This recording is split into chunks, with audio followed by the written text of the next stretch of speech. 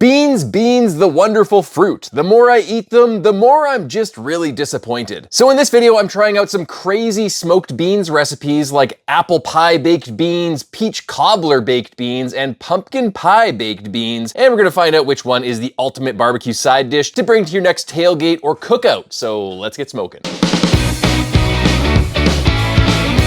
Welcome to the Smoke Lab, the show where I do crazy barbecue experiments you would never do at home, so you can learn from my trial and error. Smoked baked beans, they are the quintessential barbecue side dish, but I find them a little bit lackluster most of the time. They're on my plate and they're there, but I'm not going for them first. It's kind of like a slice of white bread with brisket. So I want to test out a few recipes that are actually going to make people stop and say, wow, these beans are freaking amazing. What the heck did you do to these? To do that, I'm making 4 recipes to compare. First are classic pit beans. Starting with some hot oil in a steel wok, I'm browning up 1 pound of ground beef, then 1 diced yellow onion goes in, a diced red pepper, and 2 diced jalapenos. Saute that up for a few minutes. Add a half a cup of barbecue sauce, I'm using Sweet Baby Ray's, half a cup of brown sugar, tablespoon of garlic powder, half a teaspoon kosher salt, half a teaspoon pepper, 2 small cans of Bush's baked beans go in, followed by 1 can of black beans, 2 tablespoons Worcestershire